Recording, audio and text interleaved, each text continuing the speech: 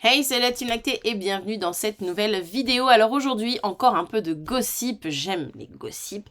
Mais avant d'aller plus loin, si vous aussi vous aimez vous délecter de gossip, arrêtez, je vous vois toute la génération là, Dawson, Frère Scott, Gossip Girl, Gilmore Girl, arrêtez, je vous vois, d'accord? Donc si vous aimez ça, abonnez-vous, enclenchez la petite cloche pour ne plus manquer aucune vidéo. Voilà, c'est fait. C'est bon? Allez, on y va. Aujourd'hui, on va s'intéresser à une maman américaine qui s'appelle Emily Bozeman et qui a fait grand bruit sur la toile parce que elle s'est filmée en train d'allaiter un de ses neveux ou l'enfant de sa sœur. Suivant les traductions, c'est un enfant des jumeaux. Voilà, je vous mettrai plusieurs liens d'articles. Mais en tout cas, elle allaite le bébé de sa sœur. Et ça fait grand bruit parce qu'il y a des gens, vous vous doutez bien, qui trouvent ça dégueu, qui trouvent ça bizarre, qui trouvent ça...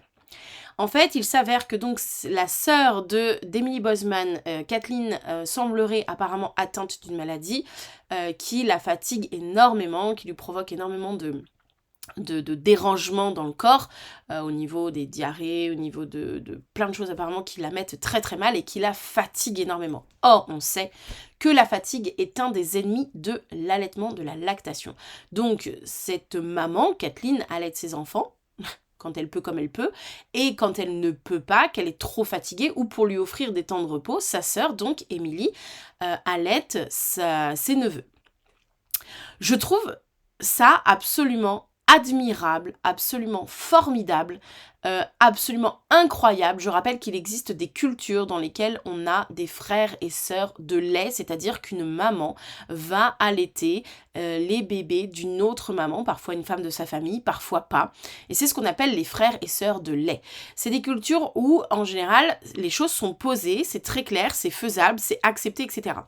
En France, on est de très gros hypocrites parce qu'on crie au blah, oh là là, gna gna gna. Même parmi certaines mères allaitantes, alors qu'en réalité, ça se fait énormément quand vous vous baladez sur les groupes.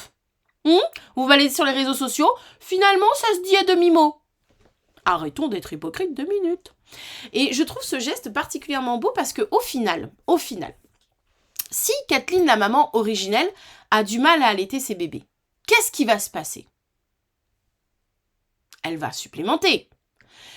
Dans l'idéal, si elle le peut, elle va supplémenter avec du lait humain. Donc, elle va faire appel à du don de lait.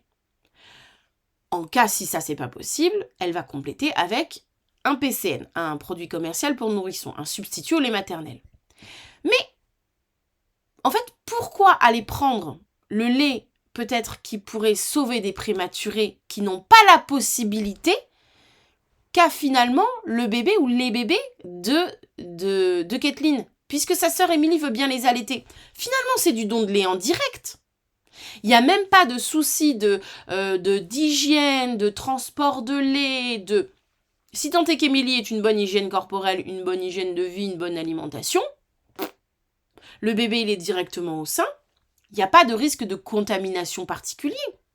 Là où, parce qu'on sait qu'aux États-Unis, je vous le rappelle, aux États-Unis, le lait maternel se vend. Je rappelle que c'est interdit en France. Aux États-Unis, le lait maternel se vend. Donc, il y a une très bonne série sur Netflix qui s'appelle Potions et Poisons. Vous allez voir l'épisode 3 sur le lait humain et vous vous apercevez qu'effectivement, il y a de la vente de lait maternel aux États-Unis, mais que parfois, c'est pas fait dans des conditions très sanitaires et très propres. Vraiment. Il y a des fois, il y a même des trucs, moi j'ai fait comme ça. Et c'est un fait, je veux dire, c'est un fait avéré. Mais là, c'est directement du producteur au consommateur. Nickel! Pas de risque de contamination, un bébé qui est en ventre à ventre avec une personne avec laquelle elle a de l'affinité, des liens. C'est finalement une maman de lait. Et en même temps, c'est sa tante. J'ai envie de vous dire, au moins, ça reste en famille, toute cette histoire. Mais non, il y a des gens qui vont être surpris de ça. Je trouve le geste vraiment admirable. Dites-moi ce que vous en pensez en commentaire, mais moi je trouve le geste vraiment admirable. Je trouve que, oui, pourquoi s'embêter? Pourquoi faire compliqué quand on peut faire simple? Tout est déjà là. Tout est déjà là. Est-ce que ça vous est arrivé d'allaiter le bébé d'une autre maman, peut-être de votre famille, peut-être pas? Est-ce que c'est quelque chose que vous pourriez envisager? Alors peut-être que Vous ne l'envisageriez pas pour quelqu'un que vous ne connaissez pas, mais peut-être que vous pourriez l'envisager pour quelqu'un de votre famille. Témoignez en commentaire, parce que je suis vraiment très curieuse de ça. En toute franchise, avant d'être maman, j'aurais dit « no way », jamais en fait. Depuis que j'ai été maman, depuis que j'ai allaité et que j'allaite encore, hein, ma fille, je suis là en mode « bah, en fait, pourquoi pas ? Pourquoi pas ? C'est tellement... en tout cas, pour la France, par exemple, si on prend le cas de la France, les dons de lait au lactarium sont vraiment spécifiquement réservés aux prématurés qui sont dans les maternités. Je dis n'importe quoi. Ma meilleure amie est enceinte, elle enfante demain, elle a des soucis avec son allaitement pour démarrer, pour machin, mais en attendant, elle ne veut pas supplémenter. Bah, je redémarre une lactation, en fait. Mon corps, il sait faire. Si je peux aider, on y va. En fait, c'est why not? Aujourd'hui, ça me dérangerait plus du tout. Je sais qu'on m'aurait posé la question il y a presque 9 ans en arrière, j'aurais fait bah non, c'est genre trop bizarre quoi. Et maintenant que j'ai allaité, je me dis bah en fait, c'est ce que je dis, pourquoi pas? C'est tellement, enfin, et puis en plus, je reprends, en France, le don de lait est vraiment réservé aux bébés prématurés. Donc si c'est un bébé qui est rentré chez lui, voilà, la maman est rentrée chez elle, etc., pourquoi pas en fait? Pourquoi pas? J'ai connu des nounous qui ont gardé des bébés allaités et avec qui c'était d'un commun accord avec la maman parce que la maman avait du mal à produire suffisamment pour donner suffisamment à la nounou et que la nounou allaitait sa fille qui était en bas âge. Elle a fait bah elles sont tombées d'un commun accord, elles en ont discuté très ouvertement et la nounou a dit bah si vous voulez les jours où il n'y a pas assez, où je sens qu'elle a besoin de plus, ben moi je lui donne. Et j'ai connu 2 cas comme ça où finalement la maman a dit bah oui ok et le bébé a été au sein de la nounou et un cas où la maman a dit oui mais est-ce que vous pouvez lui donner mais pas au sein. Et dans ce cas-là, la nounou a fait pas de problème. De toute façon, j'en exprime déjà pour... c'était un petit garçon, je crois, l'autre nounou, je sais plus, ou une fille aussi. Elle a dit, bah pas de problème, dans ce cas-là, j'en exprime. Et puis si je vois qu'elle a besoin, je lui en donne en plus.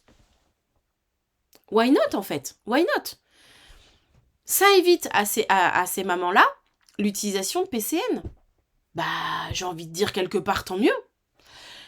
Voilà, dites-moi ce que vous en pensez, je vous mets plusieurs liens de cette histoire parce qu'on l'a, il y a différents récits, donc je mettrai plusieurs liens en description pour que vous puissiez aller lire. Mais moi je trouve que c'est honorable, admirable, charitable, tous les mots en able, formidable, je sais pas si je l'ai dit, mais je trouve que c'est vraiment génial. Et moi aujourd'hui, si demain mes enfants ont des enfants, en tout cas ma fille, ma belle-fille, j'en parlerai avec elle, ma fille j'en parlerai aussi avec elle, mais si sur les temps où ils me donnent l'enfant à garder, si pour le calmer 5 minutes, il a besoin d'être au sein, bah je verrai si c'est ok avec mes enfants en fait. Moi ça ne me choquerait pas, en tout cas, de le faire. Non, ça ne me choquerait pas. Sachant qu'en plus ce sont mes petits-enfants et que moi j'ai la connaissance de tribus pour lesquelles ça se fait et c'est totalement ok.